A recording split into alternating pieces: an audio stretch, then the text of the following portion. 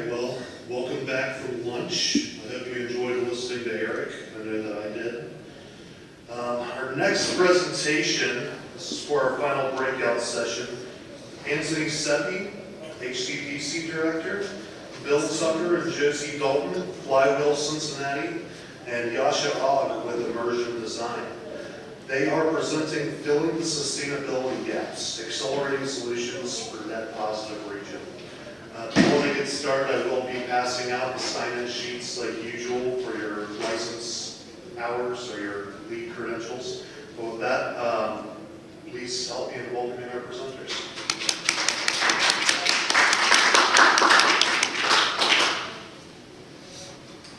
Thank you, everyone. Antony Seppi. I'm with the Hamilton County Development Center, HCDC Business Center, and we've got a pretty good program today. And I'm going to go ahead and kick it off. As I mentioned, we're going to be talking about filling the sustainability gaps, accelerating solutions for a net positive region. And so this is going to be fairly interactive. Towards the end, we're going to break out into some groups and just, we really want to find out what your challenges are, what your problems are in terms of your sustainability. And we'll get into that in a little bit in terms of like impact areas and things that you should be thinking about in those breakout groups, but I just wanted to kind of set the stage. I'm going to kick things off, just talk a little bit about my program and my role in innovation space. Then I'm going to turn it over to Josie, and then we're going to do some breakout groups, like I said. But again, very interactive, action-packed, full of excitement is what you can expect from this session. So looking forward to the discussion and carrying that forward. So thank you. So this is us, so myself, Josie, and actually Chad was not able to make it. We've got Dasha here in his place, so I just want to thank him for jumping in at the last minute. He's the man for filling in for Chad. So just a little bit about my role and my background. I'm going to talk a little bit about that and just where I'm coming from as it pertains to innovation, sustainability, just kind of changing the whole mindset of a region in terms of some of those things. So I got into this, came at it from an economic development perspective. Probably about 10 years ago, I cut my teeth. My first job in economic development was with the city of Hamilton. So when I first stepped into that role, I'm like, what the heck's going on here? Hamilton was pretty, it wasn't the most pleasant of the places. It was the Main Street, their Main Street business district was probably about 75 to 90% empty. And so there were challenges from that perspective. We had paper mills closing. This gentleman, the Champion paper mill in Hamilton closed down, which was probably a net of 600 jobs lost from Hamilton, the city of Hamilton. So there are all kinds of things going on. So we realized as a group, from a business development perspective, economic development perspective, a city perspective, we had to change things. We had to come up with a different mindset and make that move and look at different ways of doing things. So it takes me to craft beer and the brewery industry and just kind of the burgeoning of the craft brewery industry. Hamilton, one of the things that it's known for is its one of the best tasting waters in the world. And if you do a Google search on that, best tasting tap water in the world, Hamilton, Ohio will probably show up on that on the search results. So we wanted to leverage that. The water, the utilities, Hamilton owned its own utilities department. So gas, water, electric, they had a fiber optic network up there in the city of Hamilton. So just a number of different things that we knew we could leverage. These are assets that we had to leverage in terms of remaking the city, pivoting the city. So in beer, that was a logical place to start. We actually recruited a craft brewery into the incubator that ran up in Hamilton, Ohio. So I ran a small business incubator similar to what I'm doing today. This was up in Hamilton, Ohio. And one of our first initiatives was let's bring a craft brewery into the space, create excitement, create activity, just activate the space. It was an old city hall. It was an old fire station that they moved into. It's called Municipal Brew Works, if anyone's familiar with it. But just a tremendous story, and like I said, just generate activity, generate excitement, leverage the city's assets, and they got a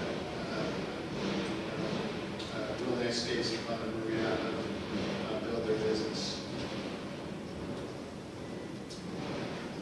So let's talk about change. You know, like I said, we couldn't do things the way they were being done. We had to come up with a different mindset, leverage the assets in the community.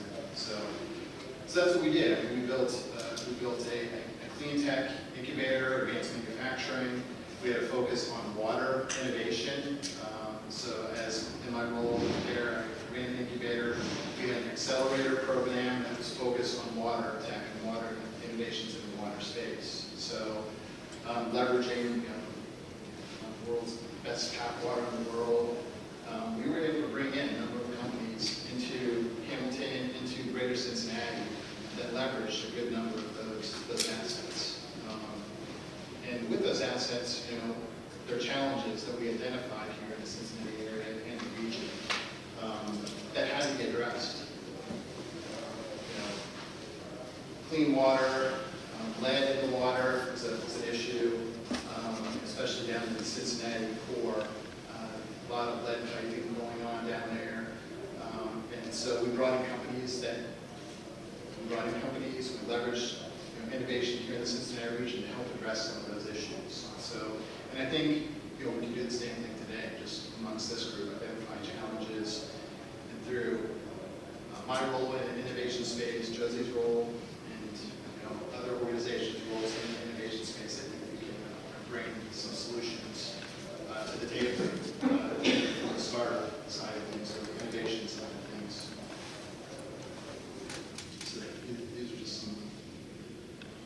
some photos of different things to think about once we get into the discussion. This gentleman actually, this is the guy that we went through one of my programs. He actually is from Australia and ended up staying here in Cincinnati to solve infrastructure challenge here in the Cincinnati area. Sewer pipes. The sewer system in Cincinnati is very old, decrepit, challenges, leaks within the system. He's actually got a solution. It's almost like it's a drone or a robot solution that you can put down in the sewers and look for leaks in the sewer infrastructure and put those leaks back to a software solution. And like I said, he actually is from Australia, wanted to leverage Cincinnati as kind of his beachhead market in terms of introducing that product here in North America. These are some other models that I want people to take a look at, or just research in terms of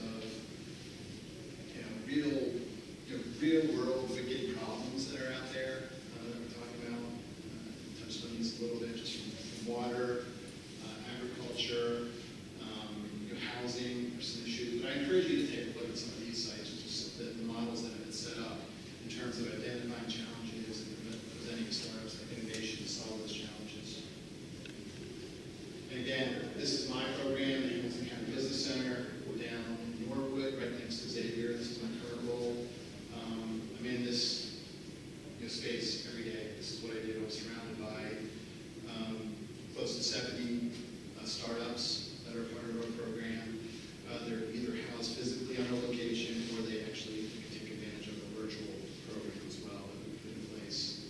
But it's pretty rewarding to work with those individuals on a regular basis and just be part of their innovation and their growth. And we provide a ton of services around that. Connections into the region, community connections, customer connections, capital connections are really what we are trying to do for those companies that are part of our program. And that's what we do. So, came at it from a pretty high level there. I'm going to turn it over to Josie now, who is with Flywheel Sustainable Cincinnati, and have her tell her story and some of the programs that she works on. All right. Hi, I'm Josie. I'm Flywheel's program manager, like Antony said. I'm super excited to be here, so thank you for having us. HCDC and Antony are one of our biggest partners in the work of creating the Sustainable Cincy program. So it's an accelerator for startups in the sustainability space that we spun up about a year ago with our first cohort in fall of 2020. So we took 8 startups. We had great support from partners like HCDC, Centrifuge, Green Umbrella, a lot of other local ecological organizations, the city's Department of Environment and Sustainability. So it was really exciting to see all of these different players come together in the space to support innovation at the intersection of business and sustainability, right? Because more often than not, the solutions to sustainability challenges for businesses also need to positively impact their bottom line, right? So that is something that we are working with our second cohort of startups on now, but like I said, we have amazing support from all around the community. We have companies, Donovan Energy and Electrata in the energy space, Michaelman, Natry Brewing. They've all been really incredibly supportive and just shown us how important sustainability is to this region and how much innovation can happen when we support those entrepreneurs with access to talent, customers, and capital. So I want to talk a little bit about some of the companies that we have accelerated and are currently accelerating. Hopefully that will give you guys some specific examples and context for the kinds of innovation challenges these companies are tackling. Then we can talk about the innovation challenge concept and how we're going to implement it today. So, in our last cohort, we had, again, 8 companies, which is a little crazy.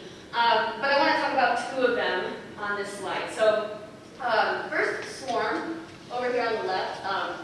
Ben, who you see on the left, is based out of Brooklyn, and his cousin Crystal is from Melbourne. So they are our farthest flung founders that we've had in a Flywheel program.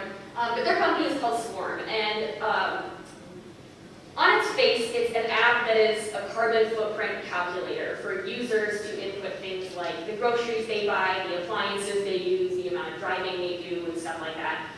It'll tell you your carbon footprint and make recommendations for how to reduce it.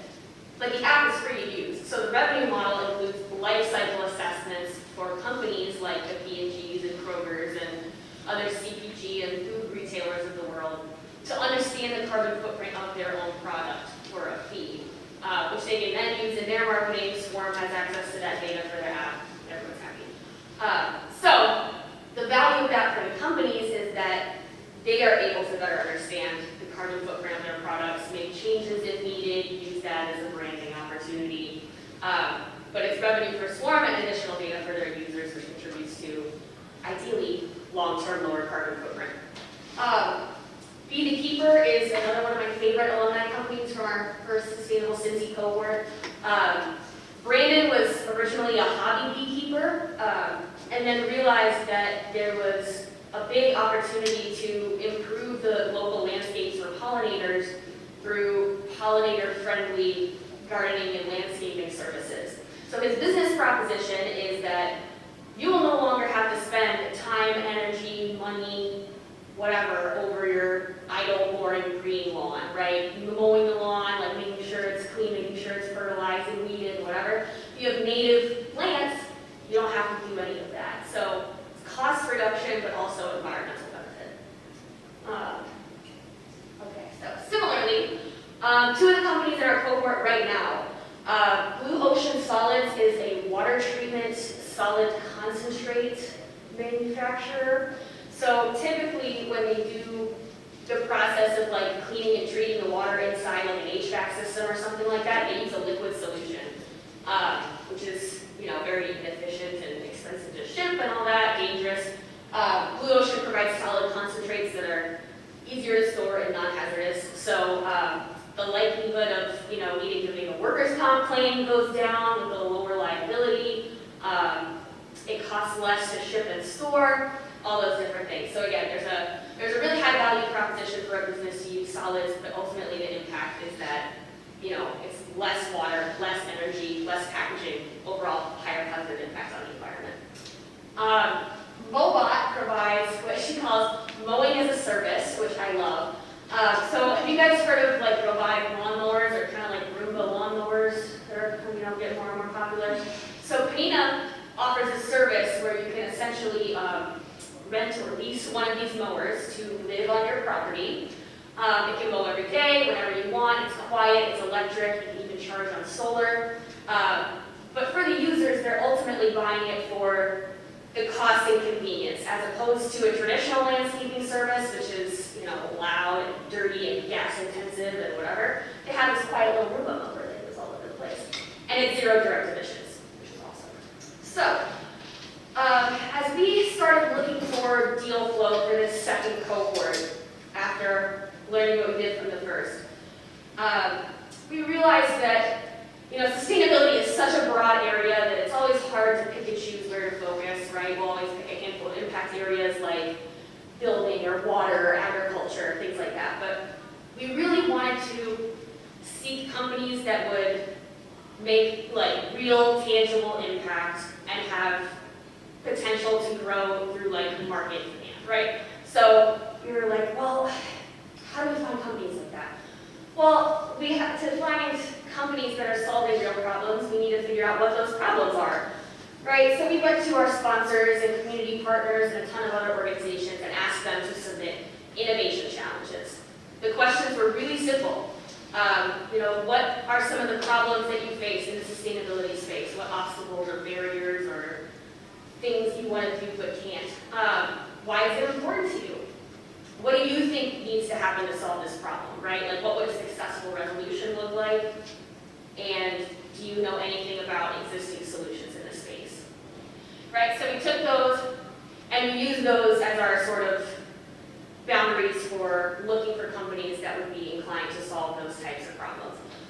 So that is the basis that I think we're using for this activity today, thinking about the challenges, the barriers, the obstacles, the things that are keeping us from being as sustainable as we could be, whether it's cost or time or, you know, just the lack of creative solutions. Think about those things and we can start working together to ideate on ways that startups might be able to solve those problems. We can take that and find startups working in those spaces and hopefully encourage some collaboration as a result. So I think that's it for my slides. Yeah, so that, I'll go ahead and just introduce this next portion of the program. So what we're going to do, and what we want to hear from you, and so we're going to break out into groups here. It looks like, what's that? 3 groups of 6. You got that math out? Okay. So we'll do 3 groups of 6 is what we'll do here. One, and this is what we got to be thinking about. So, you know, impact areas, you can see there, transportation, energy, building, industry, and environmental justice. So those 3 groups need to be thinking about kind of those impact areas. And then, you know, what is the problem? You know, why is the problem important? What's needed to solve the problem? And you may not know that at this point, you know, what's needed to solve the problem. You know, we may have some stuff in our hat that could solve that problem. For innovation network and some of the startups that we work with.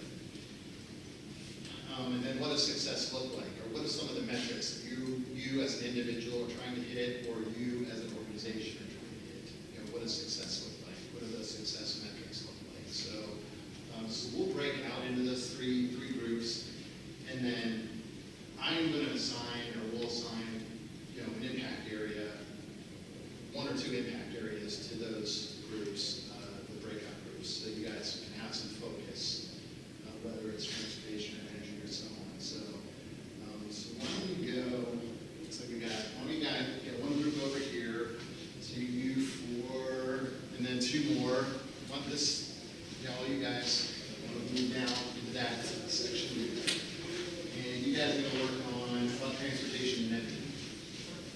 Talk about that and, you know, how it relates to your job, your role, your organization. And somebody needs to be the scribe. We're going to report back to the group.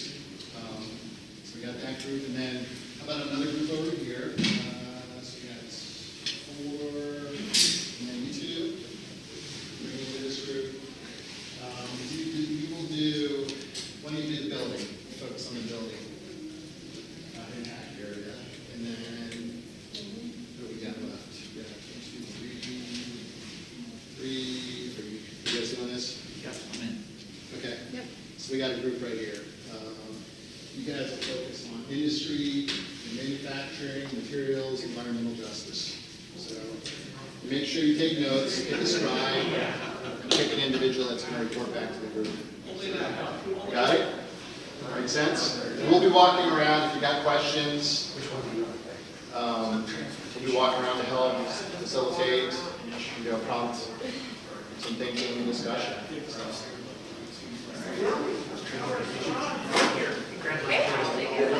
How you doing? Oh my God. Pretty good. You never met, like, actually in real life? Wow.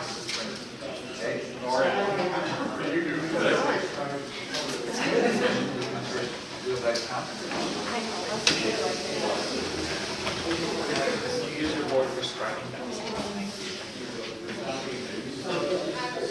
Probably an architect with nice handwriting.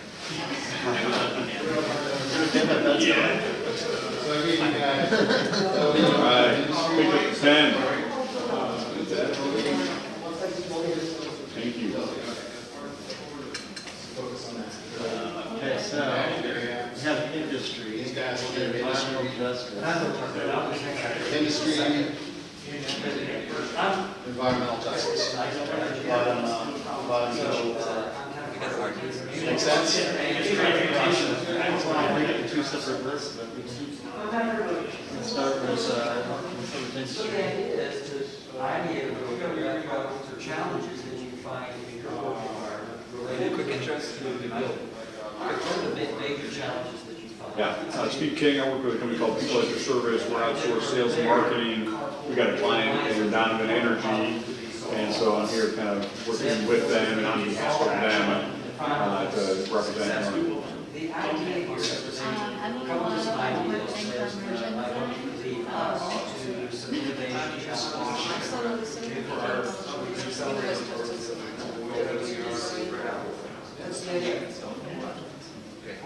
Ollie Kroner, Sustainability Manager for the City of Cincinnati. Dan Reed with Wall Street University and Brown & Day, which is an Indianapolis-based architecture. And your scribe. Duration of our time. Great one with good looking handwriting right there, so that's fantastic. see if I can get it. So we go through these 4 prompts. Team Amanda for sure. But I think there's some attitudes that are changing. I mean, it does.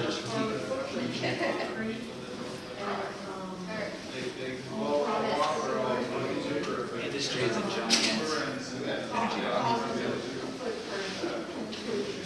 And it's a collection of unique organisms. So it's hard to provide blanket solutions across the industrial sector. On that last one, There are so many industrial players, and they are each unique in what they do, so it's hard to say that this solution would apply to all of them. Any one solution. Not one size fits all.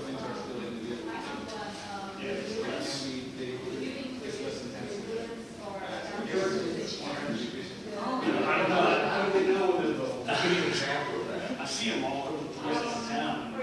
those in terms of it's like, I don't know if like the problem is a bit of a negative connotation, but why it's a problem. I think it's like more of a challenge. It's like what are the challenges that need to be acknowledged along these lines, and hopefully in the spirit of what you're looking for.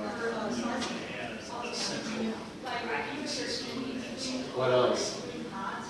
Just in terms of materials, I think plastic is an issue, and just like thinking of recycled materials and like make it circular. When you build these, some of these real world challenges that you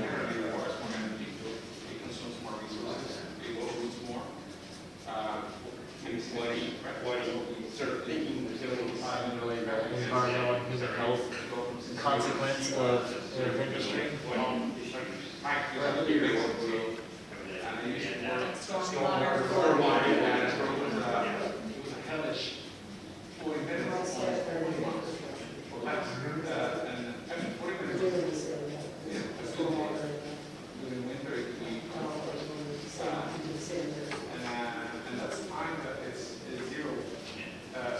Tying into EJ, so many of them have created to legacy environmental health applications for the communities they live in.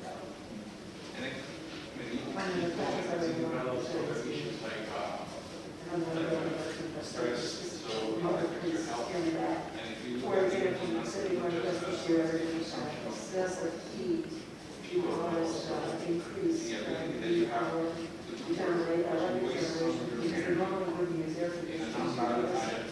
They're just location. So would you consider that in your reserves? Or is that, I mean, because that's like a 100-year event, or something that would be,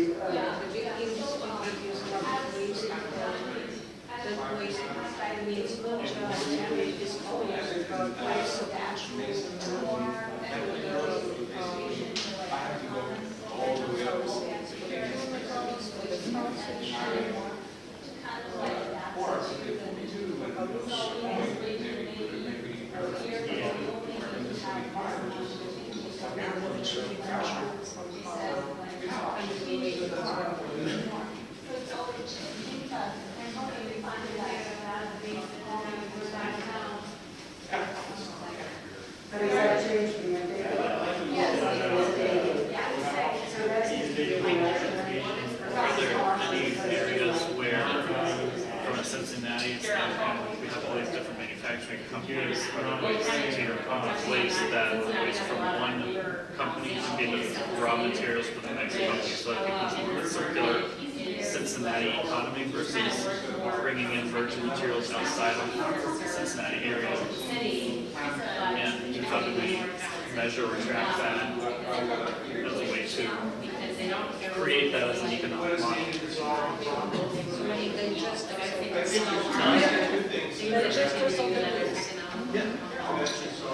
Do like a Facebook marketplace for businesses to sell their waste.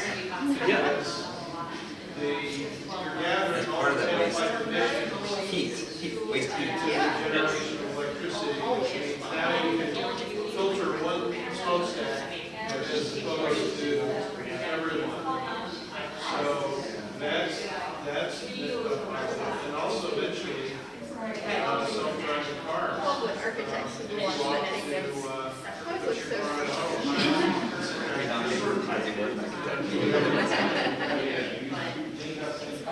Like if I were doing it, I would need an Excel spreadsheet.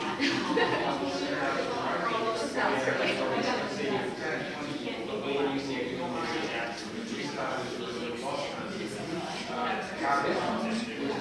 They tend to be very large employers, which gives them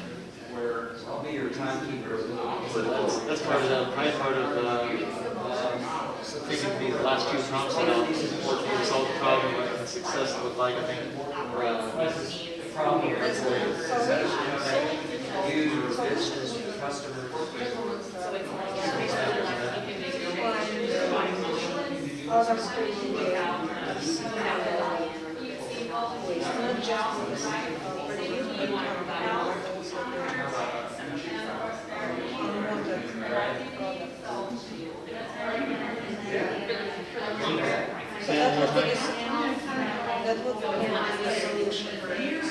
you repeat that one more time? To find the purpose of these Cincinnati circular.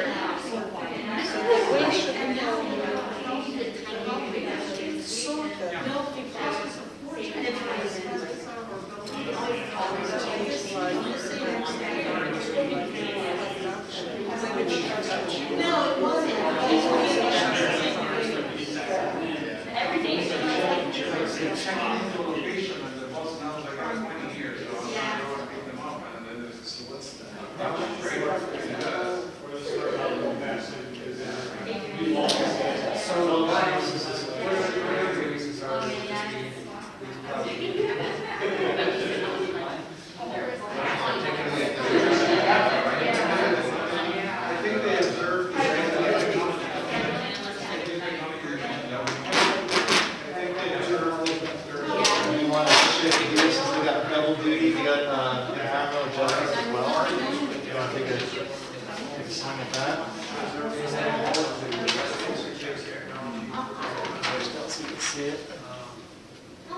Environmental justice.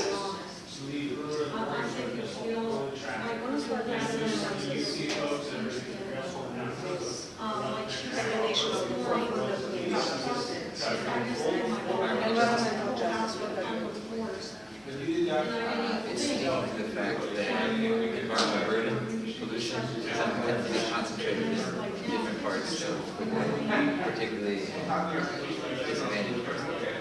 So communities that are particularly affected by industrial presence or environmental contamination can experience health impacts, economic impacts. I think So we're gonna go to the about fact that it tends to segregate along the economic spectrum, so wealthy people would pay to live farther away from industry, poor people tend to live closer to industry. Right, so we're going to 10 after, so you have 10 more minutes, and then we'll report out.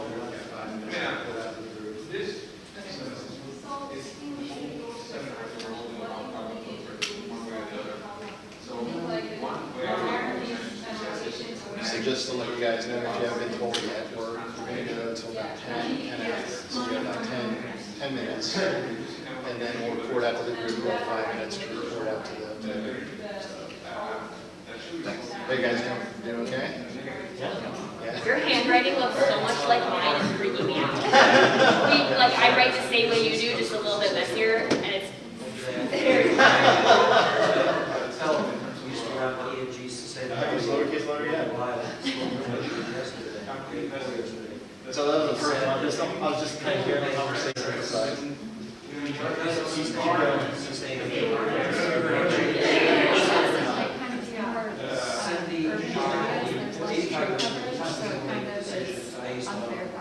Cost, convenience, product.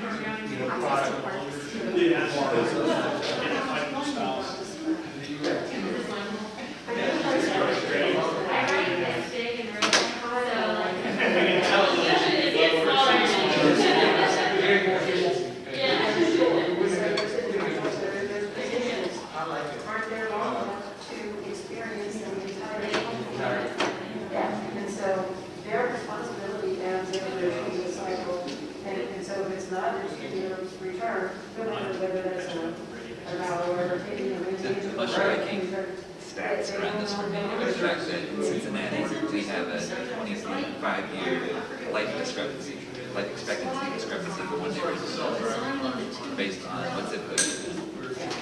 And for asthma,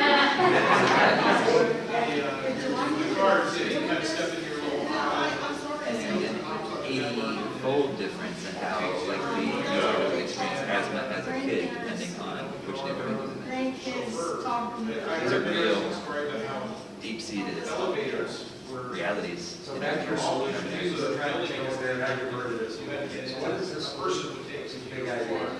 25 years, not 25%. Where you want to go, with no one else in there. Until they all went on strike. And then the technology kind of replaced it. That finds some problems that we say, and why it's important, so this is kind of the first problem, second problem.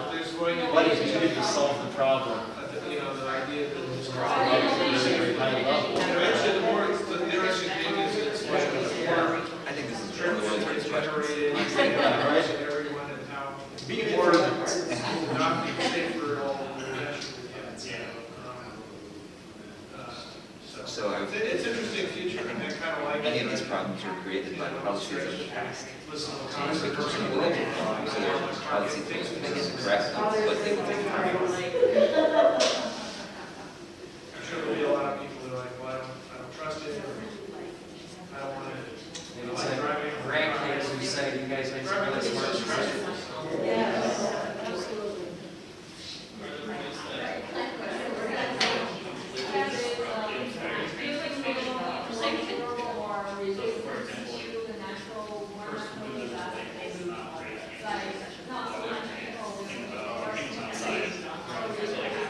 Thinking about from the outside, like, That's a great way to generally, but, yeah, but that would be a new bag as well. It's kind of like you said, a lot of discuss.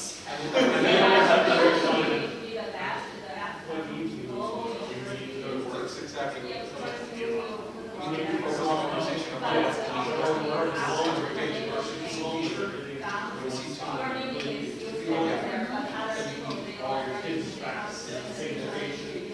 doctor's appointments happen on this.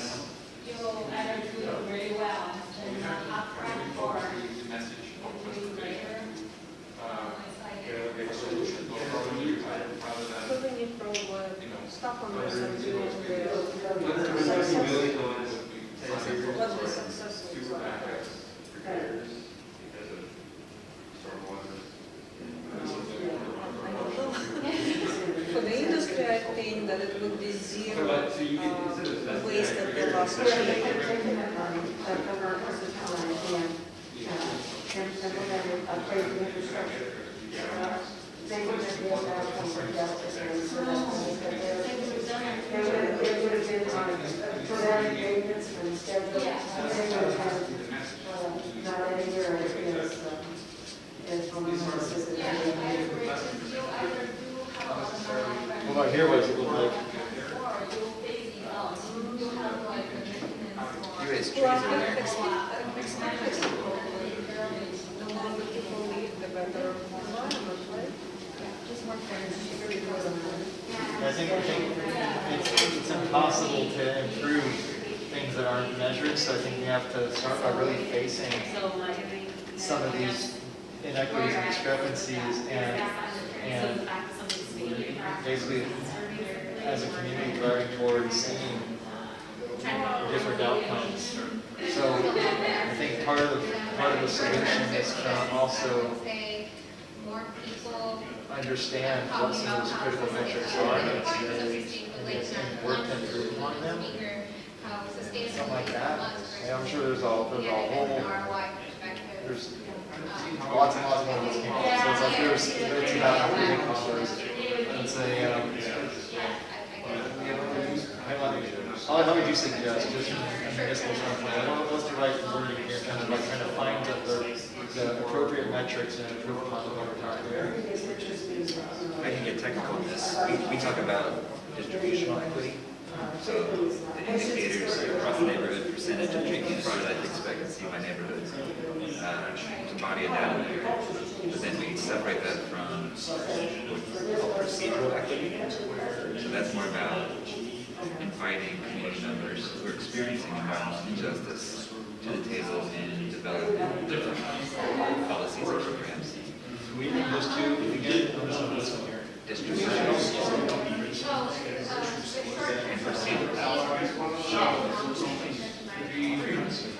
And I think academics would also define recognition, which is basically admitting the past governmental programs created most of these programs. What's the last one again? Recognizing recognition.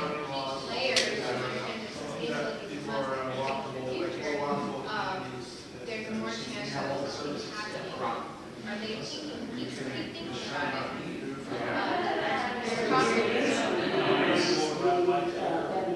The solution, the educated.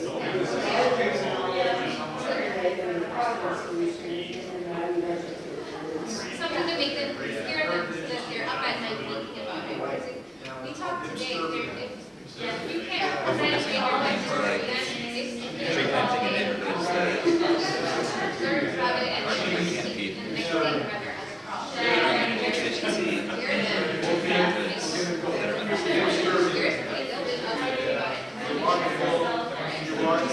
Targeting money in programs to parts of the city where the data show there's So about another minute, guys, and so we'll wrap it up. and that's moving away from sort of the universal approach where everybody's eligible for a program. So another 30 seconds, minute, we'll wrap it up. Present the findings.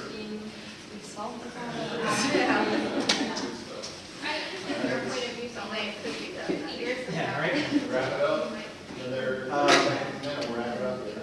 You might not be there, but you're. Who wants to talk? Tell someone that, oh, you're grand. You will go. Who else?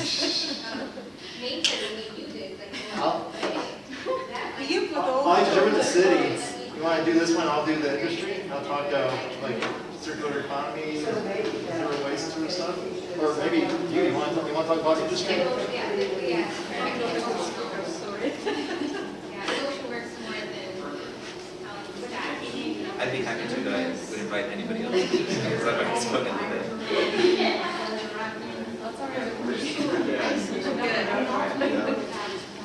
Hannah, like old time? Just like old times, you get up there every week?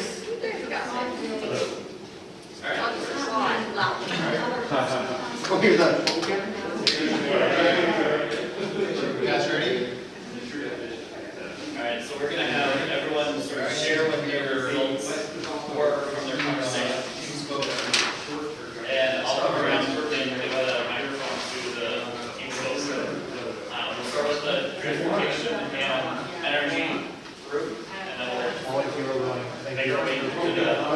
versed on the environmental justice issues than me. You do industry, I do EJ. You okay with that? That's fine. Spokesman is.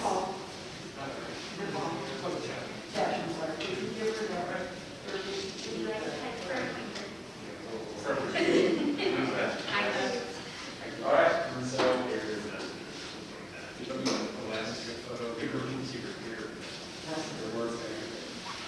All right, go for it. All right, well, hello everybody. We give ourselves a name. Our team is called Transportopia. And we're working on the first two items to be solved, transportation and energy. So we chose the problem to be individualized or lack of public transportation or mass transit in the greater Cincinnati area. As you know, we have some bus services, and in the main city in Cincinnati, you can have limited public transportation, but we need to recognize that it's not efficient, and it's not ready for a future where we're trying to achieve a net carbon average, right? So why it's important? Well, we're burning a lot of energy, both chemically and personally. On your commute, you can burn anywhere between, half hour, an hour of non-value added work, because you have to drive to the place. And that drains you emotionally and mentally. It takes away from your effectiveness of what you want to do, whether it's work or with your family. So it's a bit of a vicious cycle.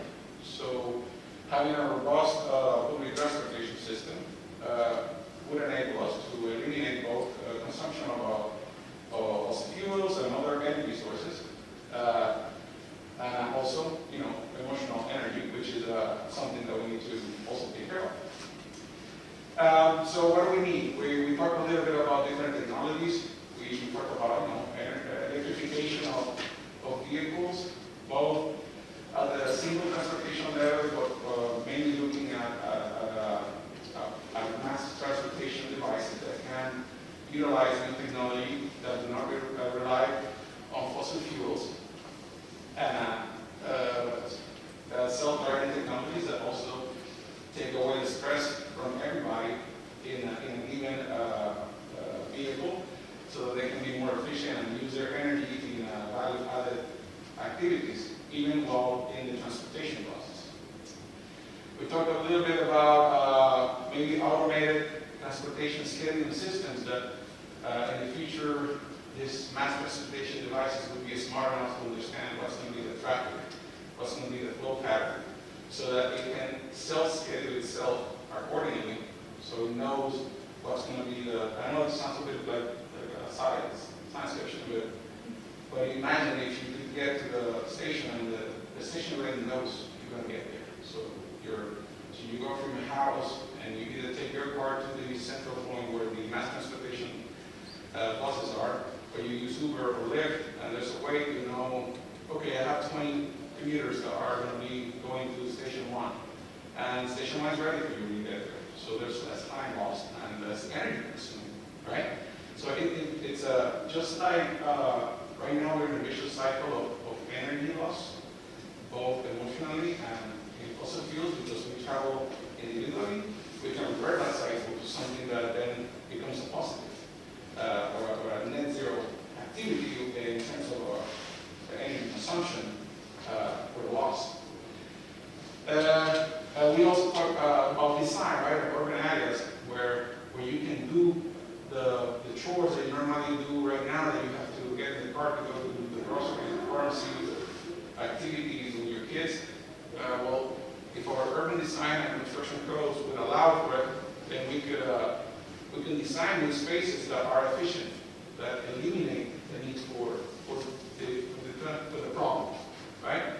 So if we can eliminate the problem, then by design, then we would be in a better place, right?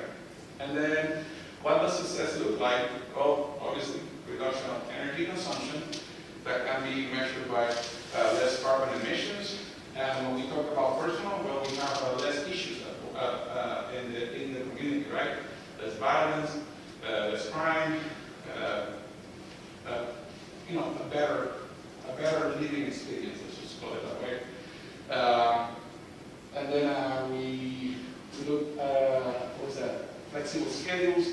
Ultimately, the term hipsterbia, which I don't know if I know what it means and can explain it, but it goes along with the design of the environment that enables you to do all your activities in a way that you don't rely on a device, in this case, transportation, for the daily. Obviously, transportation cannot be eliminated, but overall, it can be much improved. And that's that. Good stuff. All right. All right, so we got the building group. So this would be your spokesman. It's like,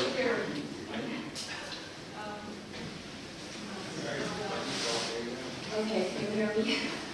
Okay, I didn't write this, so I'm just gonna, based on my memory and our discussion, I'll just briefly go through the question quickly.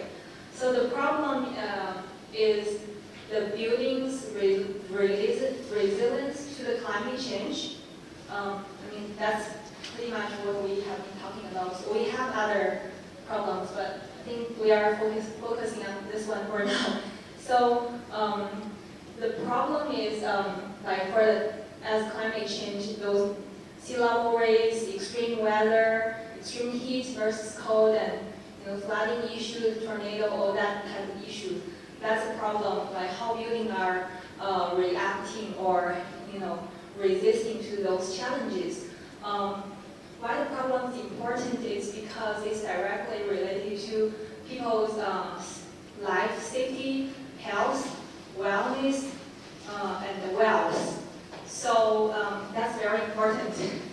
What's needed to solve the problem is we come to the conclusion that education and awareness is probably the most important thing, because that's kind of like getting people to accept the vaccination, putting on masks. It's so important if everyone has the awareness and education level, they're going to do the right thing. So they are going to choose to, okay, I'm not going to build my house in this riverfront, even though it's really pretty, but 10 years later, water is going to be up here. What do I do? Do I pay more money to fix everything later? It's like having the education, awareness is the most important thing. Then building code regulations, kind of like, it's always adapting to the, several years later, it always tries to adapt to the current needs. So like the law enforcement is forcing people to, you have to build to the standard. And then some innovation on the materials. Try to use more innovative materials to achieve the same properties for the building, like the thermal insulation, water resistance, and all that stuff. Yes, so innovation is important. And what the success looks like for the challenge. Success for the short term, it should be that everyone have the education level, have the awareness, are taking actions, at least build to make the right choice, to do the right thing, to maintain their building, to keep up with the regulations, to do the right thing. Short-term success. Long-term success is, yes, like we want to build a building that can really, fit for 2050 or 2030. But maybe we don't have that money. We phase everything out, and we are always preparing for what's going to happen in next 5 or 10 years. So, yeah, awareness and a plan, progressive plan. That is a success we define. So that's it. Thank you.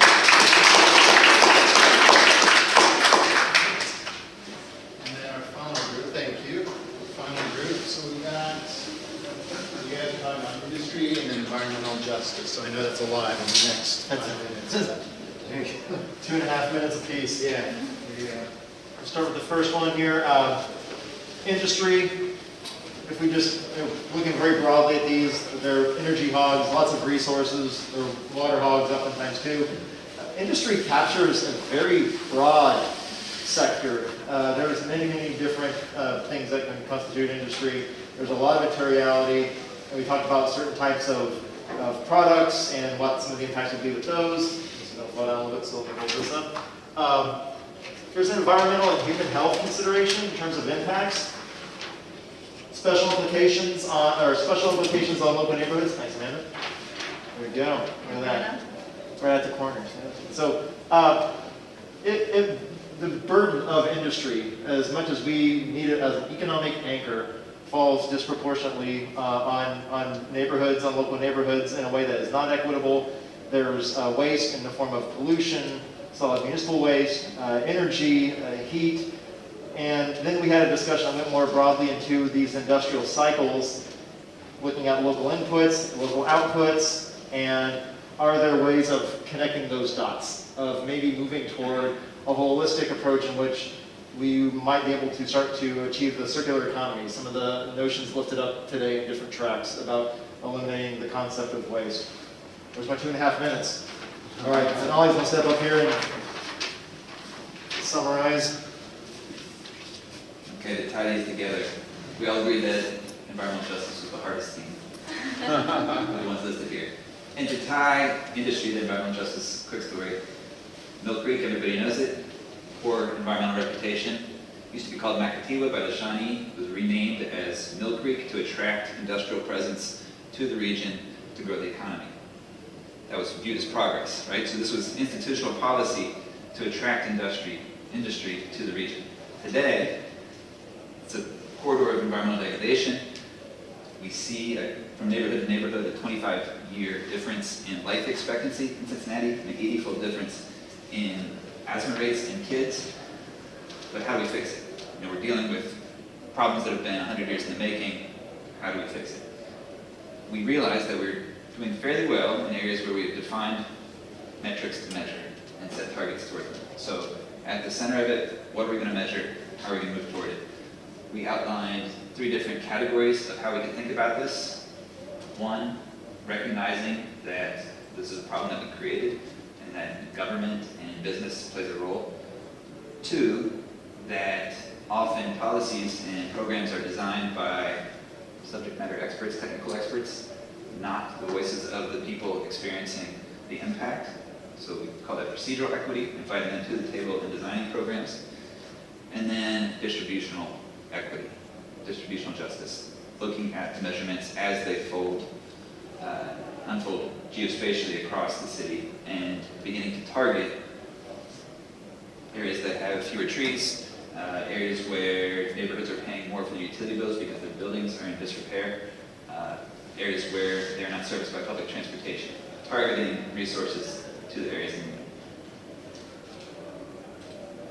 2.5 minutes.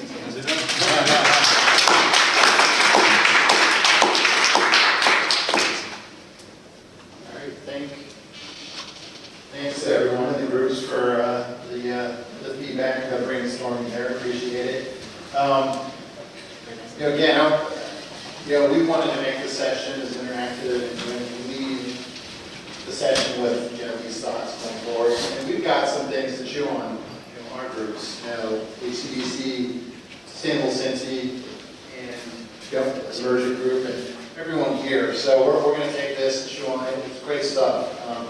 That's what we do. And if there are some real challenges here that we can bring in innovative companies that can move fast to address some of these challenges, even better. So that's our goal. If we get to this one slide here real quick.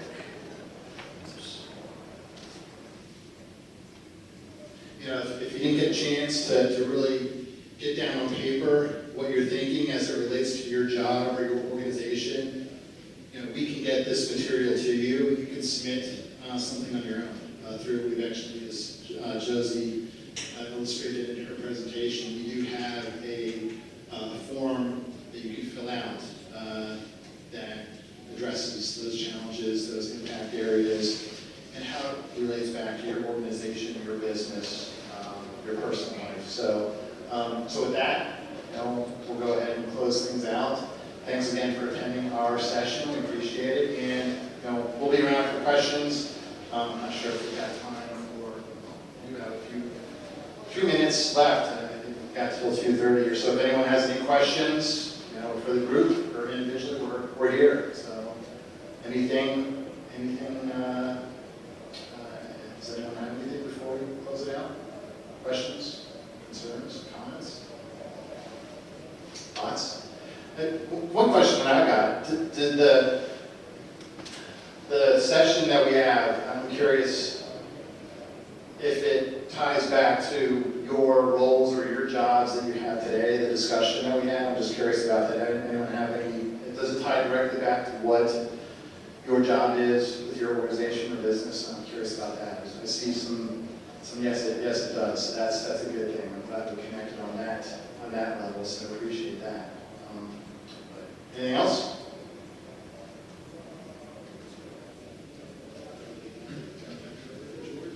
All right, well, thanks again to the team up here.